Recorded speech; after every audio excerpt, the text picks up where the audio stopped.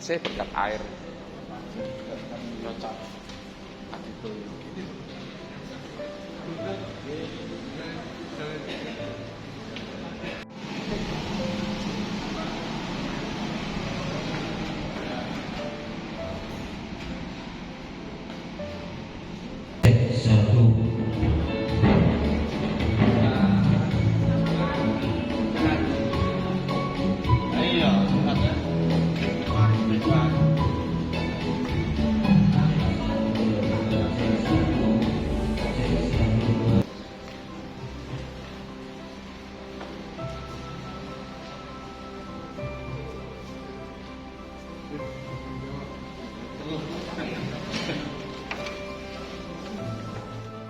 Bagaimana kabarnya pagi hari ini? Tadi malam tidur dengan nyenyak apa bagaimana? Oke, matur nuwun sudah rawuh di tempat ini di gereja kita di GKJ Jemaat Waru dalam keadaan yang penuh dengan sukacita, dengan badan yang sehat, dan kita bisa beristirahat tadi malam dengan tidur nyenyak. Mari kita mulai ibadah doa pagi pada saat ini. Mari kita berdoa terlebih dahulu. Allah Bapa kami yang bertahta di dalam kerajaan surga, Tuhan, kami mengucap syukur karena kasih setiamu yang sungguh luar biasa di dalam kehidupan kami. Dan pada pagi hari ini kami berada di tempat ini karena kami rindu akan Engkau ya Tuhan. Kami rindu untuk memuji, memuliakan nama-Mu, dan kami rindu untuk bersapa dengan Engkau, untuk mengenal Engkau lebih dalam di dalam kehidupan kami. Kami saling mendoakan, kami saling untuk mengetahui dari keadaan saudara-saudara kami. Kami saling mendukung di dalam doa-doa kami. Terima kasih ya Tuhan, terima kasih. Jalannya ibadah doa pagi pada saat ini dari awal, pertengahan hingga akhirnya kami serahkan di dalam kasih setia Tuhan di dalam kehidupan kami. Terpujilah Engkau ya Tuhan kekal untuk selama-lamanya. Haleluya, amin. Mari kita pujikan pujian, yaitu Yesus itulah satu-satunya. Kita pujikan 2 kali. Kami undang untuk bangkit berdiri.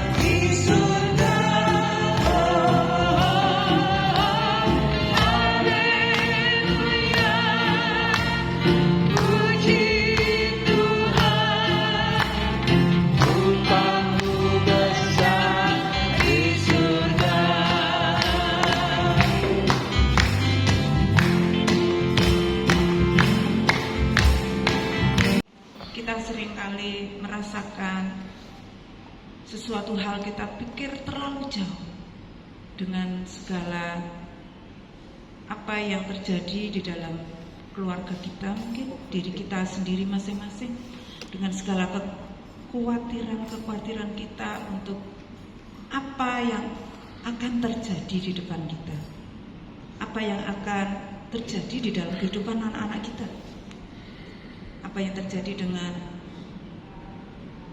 pelayanan yang akan kita hadapi ke depan,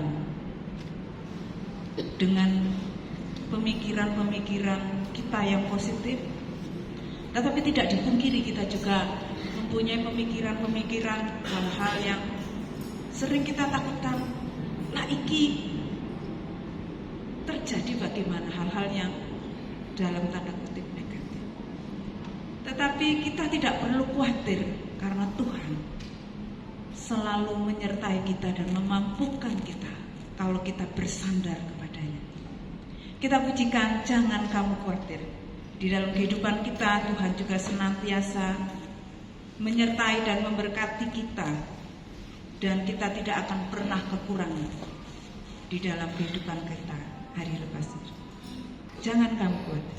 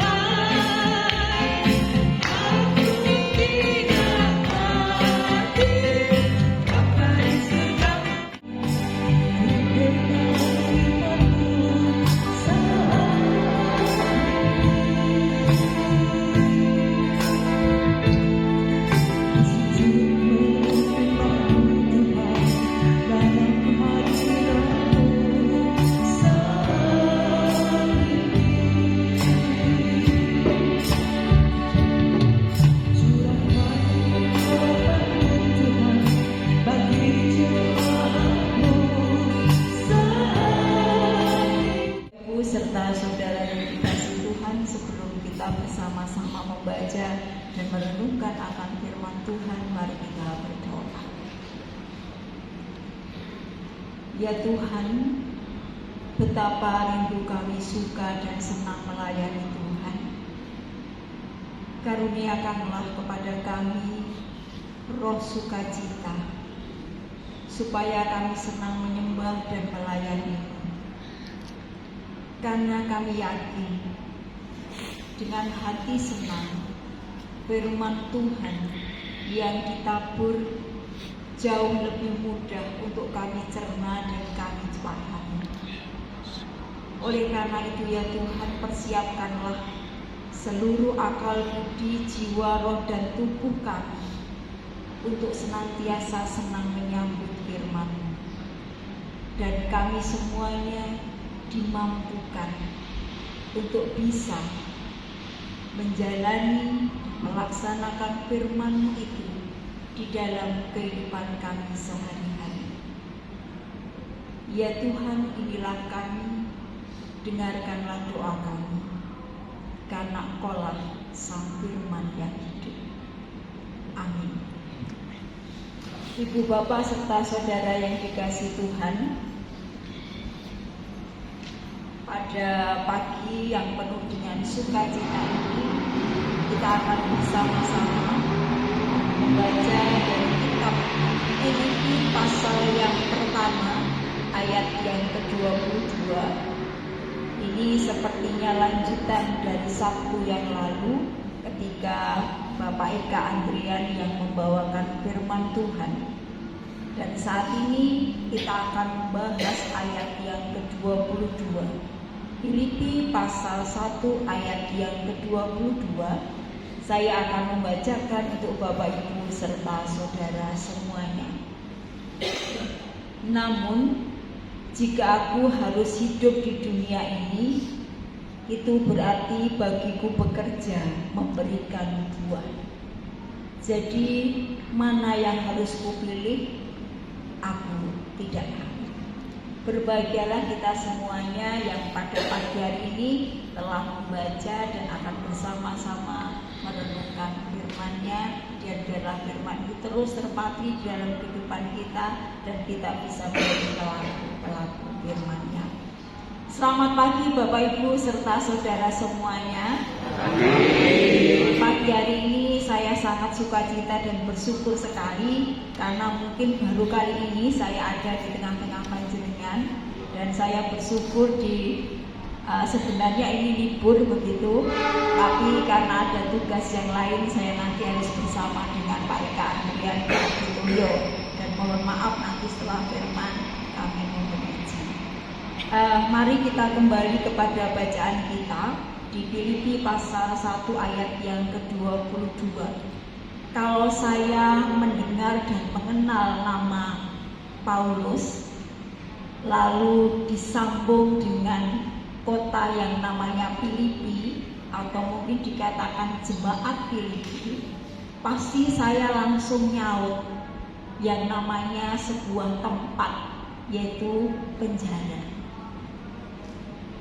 Jadi saya ingin mengatakan demikian, walaupun belum pernah mengalami, tetapi ini pasti hidup di dalam penjara itu tentu bukan kehidupan yang sangat mudah, pasti menyedihkan dan menyusahkan. Dan yang menarik Bapak Ibu yang dikasih Tuhan, surat Paulus kepada jemaat Filipi ini dikirim oleh beliaunya ketika Paulus ada di dalam penjara. Jadi saat-saat dia dalam penjara hanya menantikan yang namanya vonis. Vonis dibebaskan atau vonis nanti mendapatkan eksekusi. Itu yang dirasakan, itu yang dihadapi oleh seorang Paulus. Tetapi lebih menarik lagi dengan pernyataannya. Pernyataannya siapa? Pernyataannya Paulus. Di situasi, kondisi, keadaan yang menyedihkan tentang kehidupannya. Tadi ketika Pak Marsono sharing tentang kepingin mati yang pertama, yang kedua takut mati, demikian juga Paulus. Dengan situasi yang dihadapi pada saat itu, tetapi dia mampu mengungkapkan sebuah pernyataan di ayat yang ke-22. Jika aku harus hidup di dunia ini, itu berarti bagiku bekerja memberi jiwa. Bapak Ibu serta saudara yang dikasih Tuhan, kalimat ini saya merasakan bahwasanya sesuatu yang menunjukkan kesadaran akan arti hidup yang Tuhan berikan kepadanya. Jadi Paulus sadar betul arti urip kanggo aku itu opo. Itu yang disadari oleh Paulus. Yang ditangkap oleh Paulus adalah hidup yang tidak berpusat pada diri sendiri, tetapi hidup yang juga untuk memperhatikan dan peduli kepada sesama. Hidup yang tidak hanya memikirkan dirinya sendiri, tetapi hidupmu itu harus juga berguna dan bermanfaat bagi orang lain. Jadi kehidupan atau hidup yang memberi diri dan juga bisa memberikan kebaikan juga kepada orang lain atau sesamanya. Mengapa saya katakan ini adalah menarik Bapak Ibu? Karena kembali lagi konteksnya ini di dalam penjara. Kok mampu, kok bisa gitu, mengungkapkan kalimat yang luar biasa. Kalau kita perhatikan secara teori, ketika seseorang itu ada di dalam penjara, tentunya akan memikirkan bagaimana kenyamanan untuk dirinya sendiri. Maka cenderung siapapun yang ada di sana pasti akan egois, pasti akan. Tentang orang tua saya, ibu yang sudah sedo berapa tahun yang lalu itu nggih mengatakan sering terakhir di akhir hidupnya itu keluar masuk rumah sakit, dan beliau merasa aku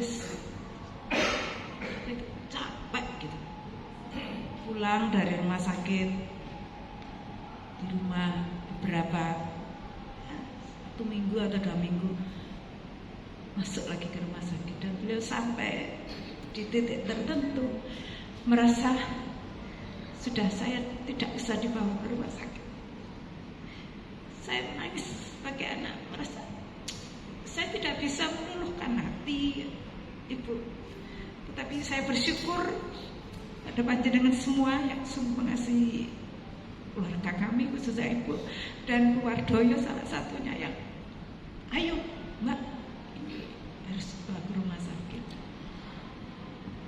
Itu yang menguatkan dan bisa membujuk untuk Ibu kembali ke rumah sakit, dan pada akhirnya beliau dipanggil di sisi Tuhan, dan di akhir dia waktu masa-masa jiwanya dipanggil Tuhan, saya dan Bapak itu menyaksikannya. Adik dan kakak sepertinya ditilap. Saya jaga malam karena kerja mikirnya di rumah sakit, di rumah, kalau di rumah sakit mikirnya di rumah, dan juga pelayanan. Pada waktu itu kebetulan saya juga jadi majelis, kiranya numpuk, tetapi kita hanya berdoa kepada Tuhan untuk dapat melewati saat-saat seperti itu. Dan saat ini 22 Maret saya juga terkenang untuk orang tua saya. Kalau yang ini Bapak yang sedo 1 tahun pada saat ini. Dan pada hari saya di WA sama Pak Puja, Bu Dwi bisa untuk melayani di ibadah doa pagi. Saya merasakan bersyukur banget karena boleh mengenang orang tua saya, beliau yang sederhana tetapi selalu setia pada Tuhan. Itu wejangan dari doa orang tua saya. Apapun keadaanmu, kalau engkau masih sehat dan bisa untuk melayani, monggo, jangan khawatirkan segala sesuatunya, berserah kepada Tuhan, mengucap syukurlah dalam keadaan apapun. Itu yang boleh menjadi teladan bagi kami anak. Oke, mungkin satu lagi kesaksian. Monggo. Shalom Bapak Ibu. Saya akan bersaksi tentang kejadian yang hari Kamis kemarin. Namun sebelumnya saya tadi mendengar kata-kata dari Pak, tiap langkah itu Tuhan yang atur. Saya sangat mengamini itu Bapak Ibu.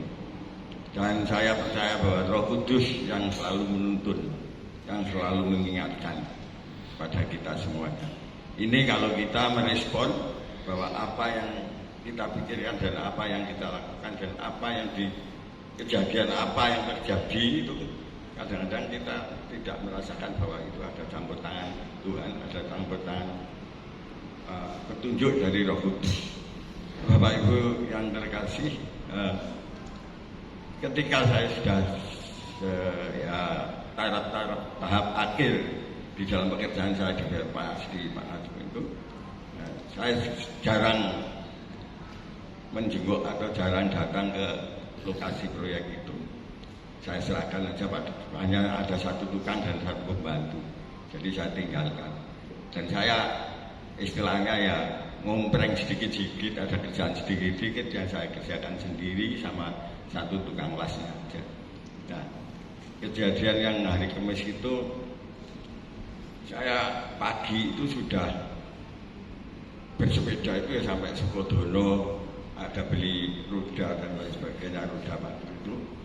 Nah, ada job di tepi jalan di Jalan Gajah Mada di dekat rumah saya di dekat dari Desa Kedungguli.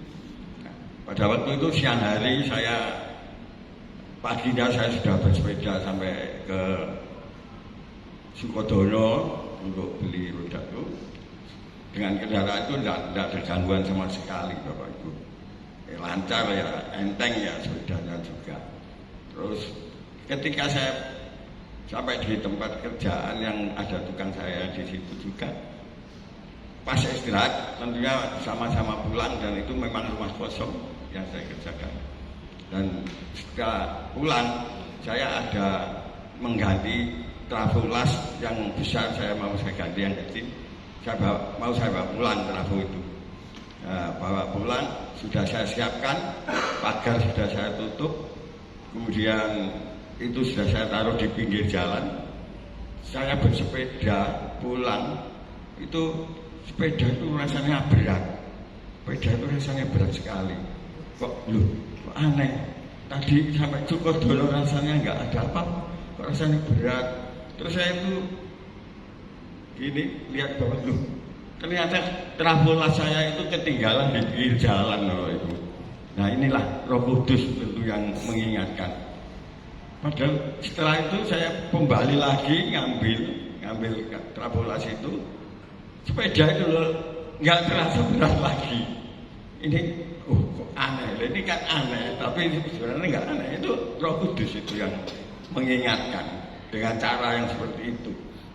Sehingga saya waktu lihat bawah ini, sepeda, ini lihat bawah, trafolasnya itu nggak ada, ketinggalan. Jadi. Ya inilah Bapak Ibu, kadang-kadang kita hal seperti itu dianggap sepele ya, sepele ya kebetulan aja pas saya lihat bawah kok. Padahal itu sebenarnya adalah campur tangan Tuhan. Tuhan mengatur langkah hidup kami. Tadi Pak Marjono, tiap langkahku diatur oleh Tuhan. Saya percaya bahwa tiap langkah saya juga diatur oleh Tuhan. Ketika saya sudah tua dan sudah mestinya pensiun ini diberi kemampuan, kekuatan, dan kami masih bisa beraktivitas. Walaupun tidak banyak mendatangkan finansial, tapi saya bersyukur sekali dengan apa yang boleh saya kerjakan, dan saya yakin tiap langkahku Tuhan yang atur. Amin. Terima kasih. Ini paling gak bisa sebetulnya bertahun-tahun untuk bersaksi. Banyak hal yang harus saya sampaikan sebagai rasa syukur kami, terutama saya, tetapi seringkali saya terbatas pada perasaan yang tidak bisa menyampaikan. Nah, hari ini saya sungguh terberkati dengan lagu yang Jangan Khawatir itu. Kalau tadi Pak Marsono ngendikan kalau jangan khawatir ya, apapun hidup dan mati orang. Tapi saya akan menyaksikan satu hal yang luar biasa di dalam kehidupan saya, bahwa jangan khawatir itu harus kita punyai. Ya, betul, harus kita punyai. Artinya begini, ketika ini pengalaman saya sebagai anak Tuhan, bahwa apapun yang terjadi di dalam kehidupan kita, khawatir itu harus betul-betul singkirkan. Ya. Kalau tadi di lagu itu ada, nggak usah khawatir, burung di udara itu Tuhan pelihara. Nggak punya rumah, nggak punya sesuatu yang harus dia punyai untuk dimakan setiap hari. Tetapi toh dalam kenyataannya hal ini sepertinya sepele, tetapi ketika kita memahami bahwa itu kehidupan seekor burung di udara yang Tuhan pelihara, maka kita akan selalu mengingat bahwa betapa luar biasanya Tuhan itu bagi kita, terutama bagi hidup saya. Artinya ketika kami itu terpuruk dari terpuruk, kemudian terpuruk lagi, delosor, itu khawatir itu secara manusia pasti. Saya juga khawatir waktu itu. Aduh Gusti, sesuk piye iki? Hidupku piye iki? Selalu begitu. Tetapi ketika kita menyerahkan dan kita percaya, ternyata sia-sia kita khawatir. Tuhan itu sudah memelihara dengan caranya yang luar biasa. Luar biasa. ketika saya di PHK dari pekerjaan, hampir 2 bulan saya tidak bisa keluar dari kamar karena terus piye ya. Terus piye itu terus piye. Tetapi akhirnya pemahaman saya terhadap kasih Tuhan itu lama-kelamaan nempel, melekat di kehidupan saya, sehingga saya ternyata ya tetap uripi ya, ternyata ya yang sok nyekolah ke anak ini. Nah, dari mana? Saya tuh ya nggak ngerti loh. Saya tuh betul-betul nggak ngerti. Saya sudah nggak punya pekerjaan. Waktu itu anak-anak dua-duanya sekolah, kuliah. Betapa beratnya, tapi ada saja Tuhan tuh kasih dari mana saja yang kita itu, saya secara pribadi itu sampai heran, ternyata bulan ini berlalu dengan baik, besok lagi bulan ini berlalu dengan baik, sampai tahun ke tahun dan sebagainya. Itulah kenapa saya tidak sombong, saya rohani tidak, tetapi inilah pengalaman pribadi yang luar biasa yang harus saya sampaikan ke penjenengan semua, bahwa ternyata rasa khawatir itu ketika kita melekatkan hati kita, hidup kita hanya di dalam tangan Tuhan, nggak perlu. Sekian tahun saya sudah melewati hari-hari yang istilahnya menyesakkan bagi manusia, tapi Tuhan punya cara yang luar biasa. Nah, itu kesaksian dari saya. Saya berharap setiap yang ada di sini juga bisa memahami betapa Tuhan itu luar biasa bagi hidup kita. Satu persatu OCI luar biasa pokoknya Tuhan itu. Terima kasih. Selamat pagi. Apa ini yang kesaksian? Kemarin saya barusan sakit ya Bu. Bapak Ibu sekalian, 2 hal yang pernah saya rasakan. Ini bertolak belakang. Mungkin dulu saya sudah bersaksi atau belum, saya lupa. Dulu ketika saya sakit, Bapak Ibu sekalian, ketika ditanya, Bapak itu inginnya apa? Jawabannya saya cuma satu, saya ingin mati. Ini benar. Lama itu berhari-hari, berminggu-minggu, berbulan-bulan, saya cuma ingin mati. Sampai saya tuh bingung. Saya ingin mati, ini caranya gimana ya? Kalau saya nabrak mobil, ya kalau mati. Saya mikir seperti itu. Kalau saya kejel-kejel, sama aku remuk, tulang patah semua, tambah sengsara. Kalau saya itu nabrak kereta api, habis pasti mati. Pikiran saya begini, Marsono mati nabrak sepur. Astagfirullahaladzim. Lu jenenge lah kowe. Ya apa sak gereja sak Indonesia. Saya punya grup hiburan Indonesia Bapak Ibu Saudara. Jadi ATC dan Air Traffic Services namanya seluruh Indonesia. Punya lah ngrungokno lho. Ini Marsono kok menes kene apa? Terus saya mikir lagi, kalau saya mati minum racun. Saya buka Google. Ya apa rasanya minum racun?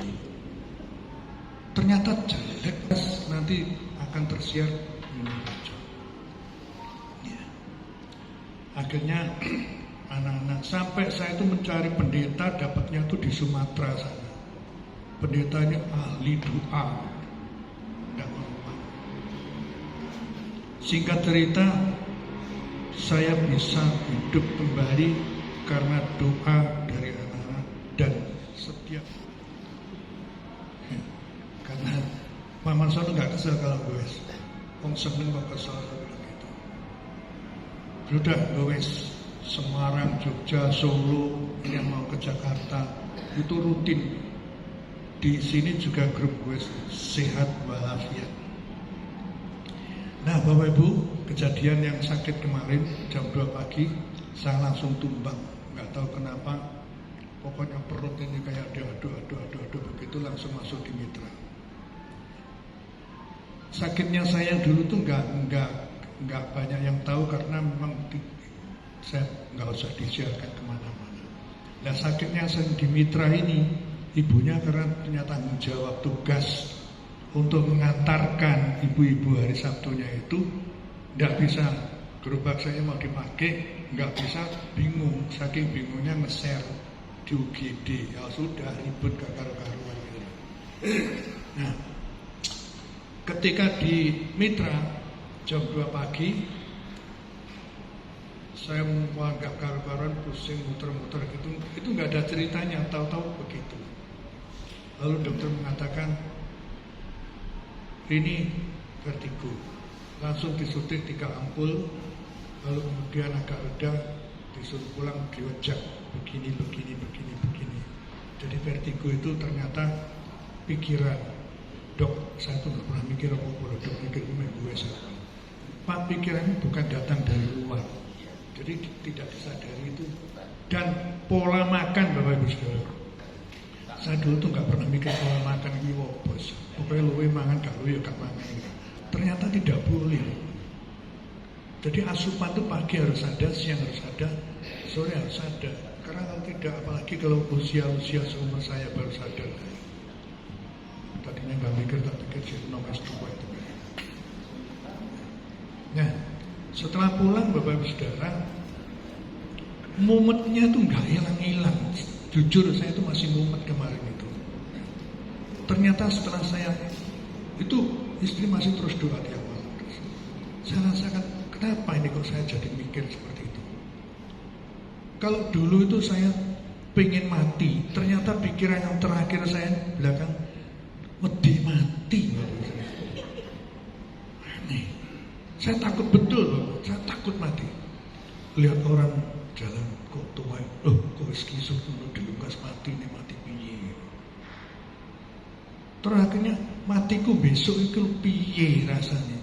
Apa geletak dhisik, apa terus jadi kembang bayang, tahu kembang bayang ya? Ya. Apa itu Bapak Ibu Saudara? Makanya kalau Bu Dwi belum diganti namanya, itu jangan khawatir. Hanya di situ Bapak Ibu Saudara. Jadi ketika saya berdoa, nyonya itu berdoa, satu kuncinya itu jangan khawatir. Tetapi susah Bapak Ibu Saudara, jujur sulit sekali. Kita tidak khawatir dalam hati ini, rasanya luar biasa khawatirnya. Jadi intinya kalau dulu saya takut mati, sekarang ini saya tuh wedi mati. Mati terus piye. Jadi poinnya Bapak Ibu Saudara, ketika kita berdoa, yang saya rasakan kalau saya boleh bersaksi hari ini, Tuhan Yesus itu betul-betul dekat Bapak Ibu Saudara. Makanya Pak Pendeta datang ke rumah itu nyanyi, tiap langkahku diatur oleh Tuhan. Itu Bapak Saudara, rasanya ini dekat sekali sampai menangis.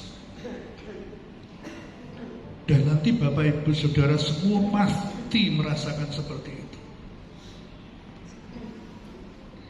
Artinya ketika kita harus tua, harus Bapak Ibu Saudara, tidak bisa tidak. Harus sakit, harus lemah. Di situ rasanya ini menjadi bisa menjadi panik, bisa menjadi bingung.